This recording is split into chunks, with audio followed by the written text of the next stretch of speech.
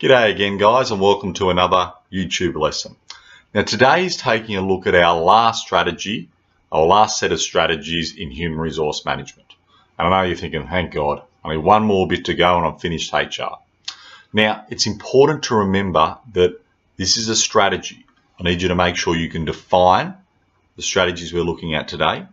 You need to also be able to tell me how this can be used as a strategy.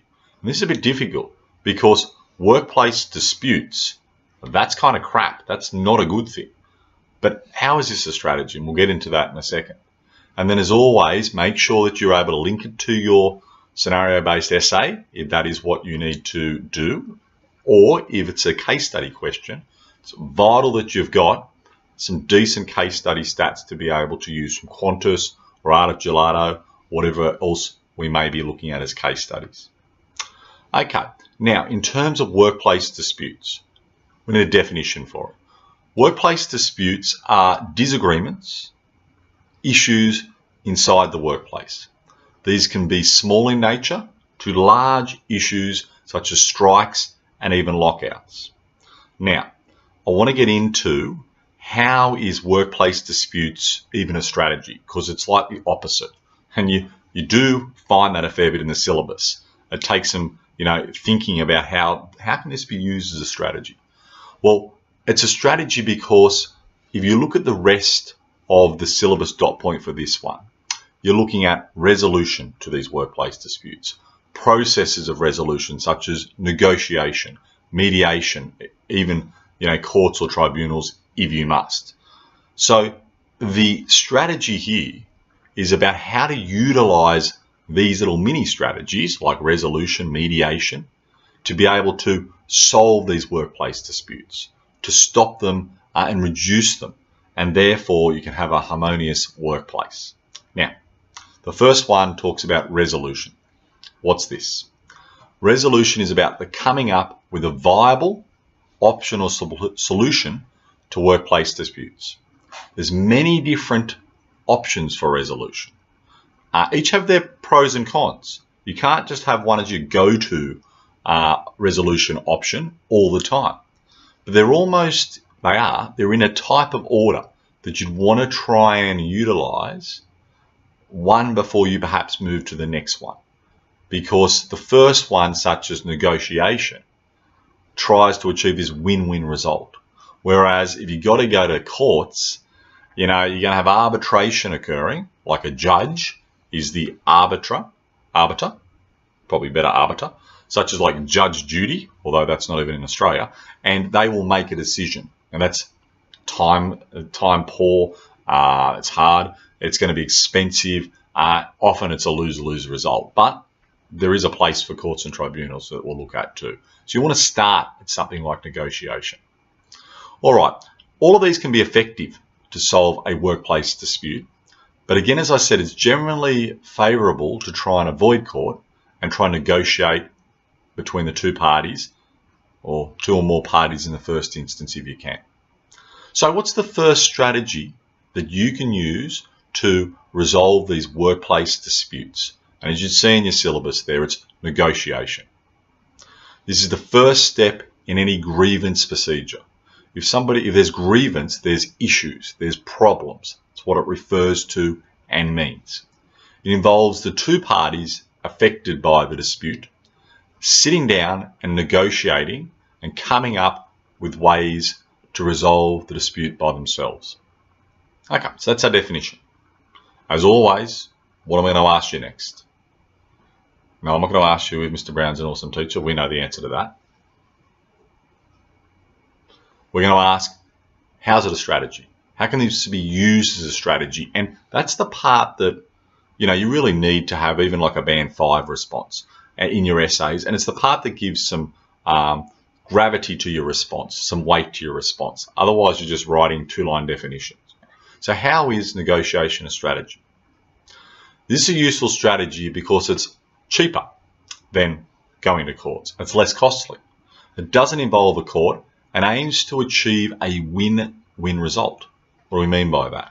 We want to make sure that both parties that are facing the issue, the concern, whether it be two workers or whether it be the boss and the worker, whoever it may well be, hopefully they can both get something out of this resolution process. And that's what negotiation's about.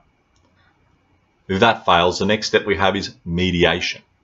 It involves a neutral, independent third party listening to and assisting the parties to resolve the dispute.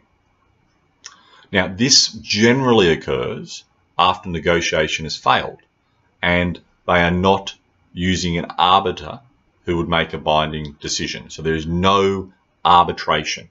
An arbiter is a person, a judge is an example of one, or a magistrate too, who makes a binding decision. That doesn't occur with mediation, and it doesn't occur with negotiation, because negotiation has the two people. That fails, mediation, a third person comes along and they try and assist with this process, but they offer suggestions. They don't make any arbitrary binding decisions. Now, it's a strategy that is used prior to courts and tribunals and can be effective, as I said, if negotiation fails. Now, grievance procedures, I don't know, always a syllabus. Why is it down here? Like, I'll tell you what they are in a second, but I really think it should be almost up towards the top of these, because it kind of sets out the steps involved if someone's disgruntled and how to fix it. So grievance procedures are a set of formalised steps or processes a disgruntled, annoyed worker or employee should follow in order to resolve a workplace dispute. So I'm pretty shitty with one of the teachers, not surprisingly, super jealous of, and therefore, what do? I just don't go off and do whatever. Every organisation will have these steps, these procedures called grievance procedures that you can follow.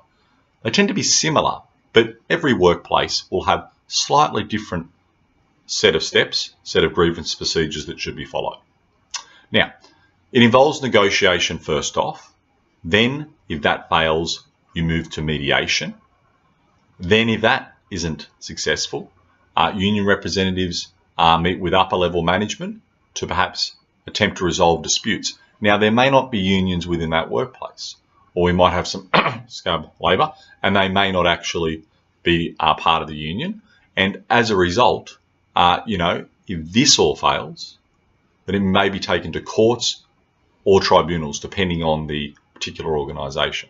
So those set of steps that you follow are called grievance procedures. And sometimes there's things like, visit HR could be involved in that, write a letter of complaint, a whole range of things. Yeah.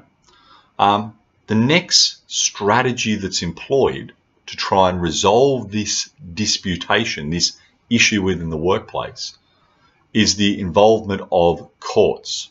Now, this is not a recommended strategy off the bat. It's expensive, time-consuming, and courts kind of suck. But they are a valuable tool if the rest have failed. Courts are used when the dispute is outside the jurisdiction. Jurisdiction is our area of control. Like, I have jurisdiction over you guys. Do what I say or else. Whereas, I don't have jurisdiction over the class next door to me. Unless I'm, their head teacher, perhaps I do. An area of control you have. So, back to the definition. Courts are used when the dispute is outside the jurisdiction of the Fair Work Australia Tribunal, or Fair Work Tribunal, and the New South Wales Industrial Relations Commission.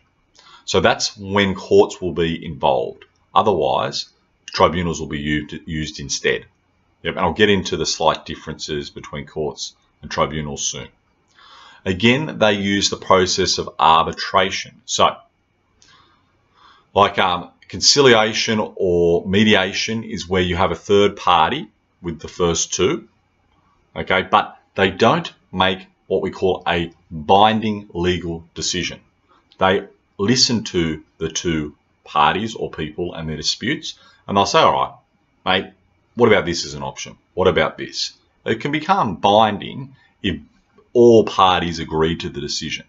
Whereas with arbitration that happens in courts or tribunals, I don't like the decision one person says. I love it the other one says, or they both don't like it. The judge or the arbiter in this sense says, I don't care, that's what's being done. They make a forceful decision. Now, this can be an effective strategy because it can bring the issue to a head and provide a result. So that's the benefit. It's certain. Certainty's there. Business likes certainty. But it's very time consuming and expensive. So it's not really the ideal situation.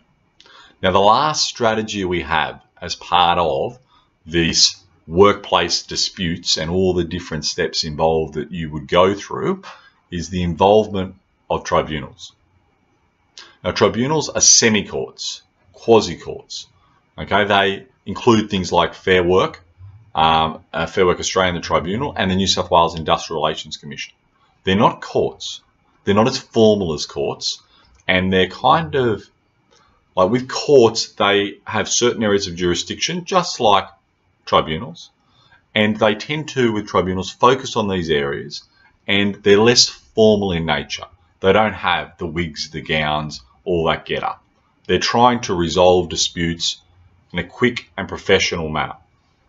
Now, if the disputes cannot be resolved via negotiation or mediation, as I talked about earlier, then the tribunal will employ conciliation.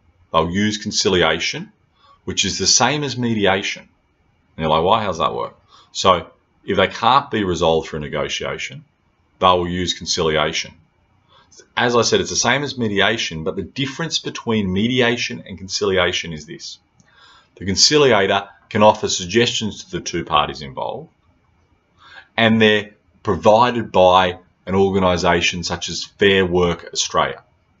Whereas with mediation, that can be provided by even the own business itself from HR or employed from an outside agency.